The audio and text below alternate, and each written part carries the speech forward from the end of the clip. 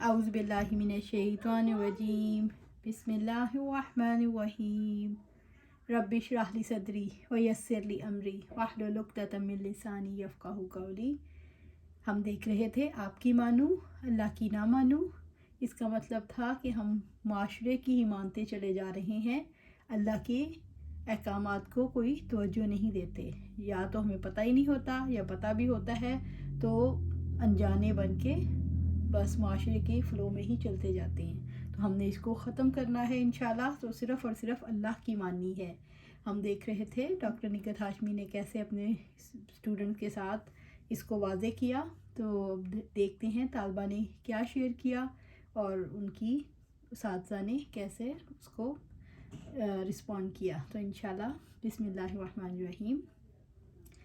तालबा ने पूछा कि लड़कियों के लिए जब कोई रिश्ता आता है तो घर वाले आने वाले मर्दों के सामने जाने का भी कहते हैं, और मैंने इस बात की बहुत सख्ती से मुखालफत की कि मुझे इनके सामने नहीं जाना। एक दफ़ा ऐसा हुआ कि इनके घर से कोई फ़र्द साथ आया तो मैंने उनके आने से पहले बाहर चली गई। जब वो लोग जाने लगे तो मैं अपने कमरे में थी और मुझे ये कहा गया कि सिर्फ़ उनकी अम्मी हैं और वो लोग वापस जा रहे हैं, आप आकर मिल लो। मैं बाहर आई, उनकी अम्मी से मिली।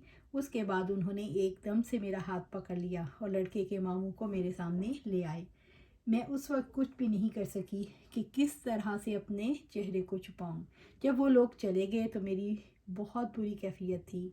मैं शाम तक अपने कमरे से बाहर नहीं निकली और मुझे इस चीज़ का इतनी शिद्दत से एहसास हो रहा था जो हक़ मुझे अल्लाह ताला ने दिया वो मुझसे क्यों ले लिया गया। और मुझे ये भी अफसोस था कि मैं अगर चाहती तो उनसे हाथ छुड़ा सकती थी। इस वक्त मुझे अपने ईमान में बहुत कमी महसूस हो रही थी। अब देखते हैं उस्ताज़ा ने क्या जवाब दिया, क्या रिस्पॉन्ड था। उस्ताज़ा ने कहा, एक चीज़ आपने महसूस की कि अल्लाह ताला के बताए हुए तरीके से जितने भी अफराद हटे हुए हैं वो रिजिड हो गए हैं, अपनी बात से नहीं हटते और किसी को इंसानी हकूक़ नहीं देना चाहते कि वो अपने नज़रिए के मुताबिक अमल करे। सख्ती भी खुद करते हैं और इम्पोज भी खुद करते हैं, लेकिन कहते हैं आप लोग रिजिड हो गई हैं। इल्ज़ाम हमेशा दूसरों पर लगाया जाता है। आप अल्लाह ताला से तौबा भी करें और दुआ भी कि अल्लाह ताला आइंदा के लिए रहमतें करे। मुझे उम्मीद है कि जैसे जैसे आपके मसाइल हल होते जाएंगे इंशाअल्लाह आप लोग बाएतमाद होते चले जाएंगे। आप लोग एतमाद के साथ दूसरों के सामने ये मामला रख सकेंगे। और आज का ये मौजू इसी हवाले से है, अल्लाह ताला का अपने बंदों के लिए हुक्म। ए नबी सल्लल्लाहु अलैहि वसल्लम, इनसे कहो फिर क्या ए जाहिलो, तुम अल्लाह ताला के सिवा किसी और की बंदगी करने के लिए मुझसे कहते हो। सूरत तो अल्लाह ताला से हमने यही कहना है कि जहालत इतनी बढ़ गई है कि खुद चेंज नहीं होते, हालांकि उनका अपनी माशरे के साथ ताल्लुक़ है, लेकिन वो अपनी समझते हैं कि हम सब ठीक हैं और ये जो दीन पर हैं ये गलत हैं। तो अल्लाह सुब्हान तआला से दुआ है कि हमें इसकी एहसास दिलाए और इस पर अमल करने की तौफीक अता फरमाए। अब देखते हैं ये जाहिल कौन कौन है। इनके फहरिस्त बहुत तवील है और यूँ लगता है जैसे जाहिलों की एक फ़ौज दर फ़ौज है। इन सारे इर्द गिर्द वालों और पूरी इंसानी बस्तियों पर नज़र दौड़ाएं कि जहालत कितनी ज़्यादा फैली हुई है और कितने अफराद जाहिल हैं। अगर ये देखना चाहें कि कौन जाहिल नहीं है, कौन है जो अल्लाह ताला के हुक्म से रोकने की कोशिश नहीं करता, तो आपको महसूस होगा इस भरी दुनिया में इतने इंसानों की भीड़ में, इतने बड़े समंदर में वो अफराद निकल ही नहीं रहे जो अल्लाह ताला के रास्ते से ना रोक रहे हों। हर कोई रोकता है, कोई इस्लाम पसंद बन के रोकता है, कोई रिश्ते की मोहब्बत को बुनियाद बनाकर रोकता है, कोई माँ की ममता याद दिलाकर रोकता है, कोई बाप की शफकत को सामने रख के रोकता है, कोई कहता है अगर हमारी नहीं मानोगे तो किसी काम में शामिल नहीं करेंगे, कोई इस वजह से रोकता है कि हमारी ना मानी तो फिर निभा नहीं हो सकेगा, कोई कहता है फिर एक छत तले इकट्ठे नहीं रह सकते। कितने दबाव, कितने प्रेशर हैं, लेकिन इनमें से एक मोमिन को क्या करना है। अल्लाह ताला फरमाते हैं कुल کہہ دیجئے، کہہ دینا ہے، رکنا نہیں ہے، خاموش نہیں رہنا۔ خاموشی حق، یعنی خاموشی جو حق کو ہے اس کو نہیں چھپانا، خاموشی سے حق کو نہیں چھپانا۔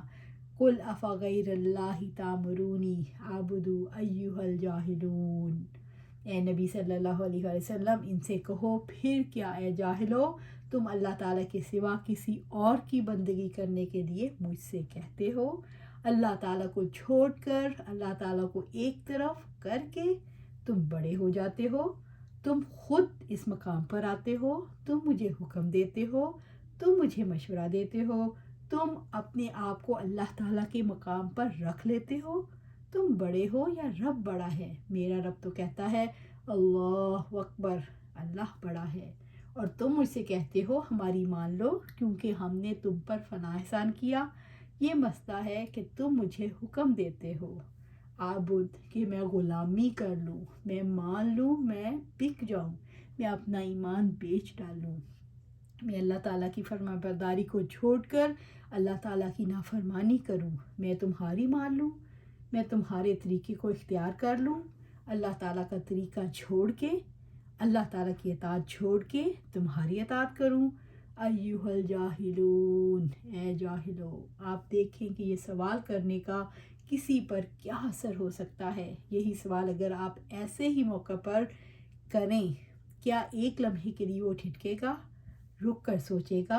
اس کا مطلب ہے یہ دعوت ہے، یہ کال ہے، آپ کسی کے ضمیر کو مخاطب کرتے ہیں، اس کو احساس دلاتے ہیں کہ آپ کا طریقہ کار جاہلانہ ہے، آپ احساس دلاتے ہیں جو کام آپ کر رہے ہیں میں اس کا مقام کیا ہے۔ آپ اللہ تعالیٰ کی بات کو اور اللہ تعالیٰ کی ذات کو قدموں تلے رکھ کر خود بلند ہونا چاہتے ہیں، خود اپنی منوانا چاہتے ہیں۔ تمہیں سمجھ نہیں آتی، تمہارے اندر جو عقل اور فہم نہیں، تم مجھے کس طریقے کی پابندی کرنے کے لیے کہتے ہو؟ یہ آیت یاد کرانے والی بھی ہے اور دہرانے والی بھی، بار بار دہرانے والی۔ مجھے تو ایسا محسوس ہوتا ہے کہ انسانوں کے بیچ میں رہتے ہوئے شاید ہی کوئی لمحہ ایسا سکون سے گزرتا ہو جب کوئی ہمیں اللہ تعالیٰ کو چھوڑ کر اپنی ماننے کے لیے نہیں کہتا۔ ہر وقت مطالبات جاری رہتے ہیں، اور بڑے مزے کے مطالبات، بڑے ہلکے پھلکے انداز میں، محبتوں کے تحت ایسے شوگر کوٹڈ ہوتے ہیں، ایسے محبتوں میں لپٹے ہوئے مطالبات کہ انسان انہیں ترک کرنے کے لیے کافی زیادہ کوشش کرے تو پھر ہی ترک کر سکتا ہے، بصورت دیگر انہیں چھوڑ نہیں سکتا۔ اس وجہ سے اللہ تعالیٰ نے حقیقت کھول دی ہے۔ مجھے ذاتی طور پر یوں محسوس ہوتا ہے کہ اوروں کے لیے ہو نہ ہو، کم از کم جس کو فہم مل گیا وہ خالص ہو گیا، اللہ تعالیٰ کو چھوڑ کر کسی اور کی نہیں ماننی، اور جب وہ خود محتاط ہو گیا تو اسے حقیقت کا اظہار کرتے ہوئے بھی وقت نہیں لگے گا۔ اور بچت کا راستہ کیا ہے؟ ہر ایک کو اپنی ڈال دی جائے کہ آپ کس مقام پر کھڑے ہیں، اس مقام پر کہ جو رب کا مقام ہے، تو میں آپ کو رب کا مقام کیسے دوں، میں آپ کی کیسے مان لوں؟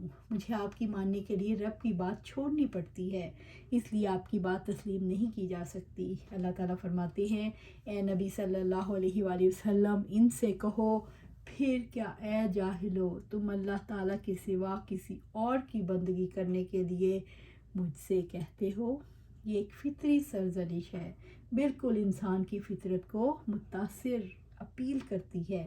یہ فکرہ اور اس سرزنش میں کیا ہے کہ آپ کی بات، آپ کا مطالبہ جہالت میں ڈوبا ہوا ہے، آپ کی بات ہی ایسی ہے کہ جس سے کراہت محسوس ہوتی ہے، فطرت سے ہٹا ہوا طریقہ اور راستہ ہے۔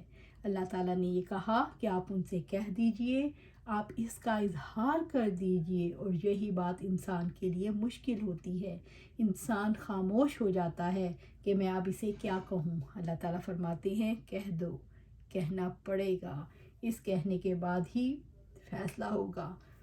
اگلی بات اور زیادہ اہم ہے، فرمایا وَلَقَدْ أُوحِيَ إِلَيْكَ وَإِلَى الَّذِينَ مِن قَبْلِكَ لَئِنْ أُشْرَكْتَ لَيَحْبَطَنَّ عَمَلُكَ وَلَا تَكُونَنَّ مِنَ الْخَاسِرِينَ۔ یہ بات تمہیں ان سے صاف کہہ دینی چاہیے کیونکہ تمہاری طرف اور تم سے پہلے گزرے ہوئے تمام انبیاء علیہ السلام کی طرف یہی وحی بھیجی گئی ہے کہ تم نے اگر شرک کیا تو تمہارا عمل ضائع ہو جائے گا اور تم خسارے میں رہو گے۔ وَلَقَدْ أُوحِيَ إِلَيْكَ آپ صلی اللہ علیہ وآلہ وسلم کی طرف وحی کی گئی ہے، یعنی یہ ذاتی من گھڑت بات نہیں، من کو بڑا کرنے کی بات نہیں، من پسند بات نہیں، یہ تو وحی کی گئی ہے آپ کی طرف، اور صرف آج کے دور کی بات نہیں بلکہ وَإِلَى الَّذِينَ مِن قَبْلِكَ اور آپ صلی اللہ علیہ وآلہ وسلم سے پہلے لوگوں کی طرف، پہلے انبیاء علیہ السلام کی طرف بھی یہی وحی کی گئی تھی، اور وحی کیا تھی؟ لَإِنْ أَشْرَكْتَ لَيُحْبَطَنَّ عَمَلُكَ وَلَا تَكُونَنَّ مِنَ الْخَاسِرِينَ اگر تم نے شرک کیا تو تمہارا عمل ضائع ہو جائے گا اور تم خسارے میں رہو گے۔ یہاں پر توجہ طلب بات کیا ہے؟ لَإِنْ أَشْرَكْتَ البتہ اگر تو نے شرک کیا۔ شرک کیا ہے؟ کسی کو اللہ تعالیٰ کے برابر ٹھہرا دینا۔ یہ کیسا شرک ہے جو گھر گھر میں اور ہماری آبادیوں میں جاری اور ساری ہے؟ اس کے باوجود کہ ہم مسلمان ہیں، اس کے باوجود ہم اللہ تعالیٰ کے ماننے والے ہیں، اللہ تعالیٰ کو چھوڑ کر کسی اور کی مان لینا شرک ہے۔ تو کسی نے اللہ تعالیٰ کو چھوڑ کر ماں کی مان لی، باپ کی مان لی، شوہر کی مان لی، گھر والوں کی، دوستوں کی، یا ان کی جن کا دباؤ برداشت کرتے ہیں۔ اگلی بات تو جو طلب ہے، الفاظ دو ہیں لیکن پوری زندگی پر حاوی ہیں، ساری عمر کی کوششیں ایک طرف اور ایک اشرکتا کی بات کے بعد جو انجام ہے وہ ایک طرف۔ لِيَحْبَطَنَّ عَمَلُكَ البتہ تمہارا عمل ضائع ہو جائے گا، شک ہی نہیں۔ یہاں نون مشدد شدت کے ساتھ ہے، شد کے ساتھ ہے، تاکید کے لیے کہ تمہارا عمل ضرور برباد ہو جائے گا۔ نماز گئی، روزے گئے، تہجد گزاریاں گئیں، اذکار گئے، صدقات گئے، ماں باپ کے ساتھ نیک سلوک گیا، کیوں؟ شرک ہو گیا، اللہ تعالیٰ کو چھوڑ کر کسی اور کی مان لی۔ آج ہم یہیں پر بس کرتے ہیں، یہیں سے چلیں گے، اور ہم نے دیکھنا ہے ہم کس کس کی مان رہے ہیں۔ اگر ہم کسی کی مان رہے ہیں دباؤ کی وجہ سے، محبت کی وجہ سے، بڑے پن کی وجہ سے، یا کسی عہدے کی وجہ سے، تو سوچ لیں کہ شرک ہے۔ شرک کیا تو اس کے ساتھ سارے عمل ملٹیپلائی زیرو سے ہوں گے، اور زیرو عمل رہ جائے گا، زیرو عمل رہ جائے گا، زیرو عمل رہ جائے گا۔ اللہ سبحانہ تعالیٰ ہمیں اس خفی شرک سے بچا، اللہ سبحانہ تعالیٰ ہمیں اس خفی شرک سے بچا، اللہ سبحانہ تعالیٰ ہمیں قرآن و سنت پر عمل کرنے کی توفیق عطا فرما اور اس پر جما دے، آمین یا رب العالمین۔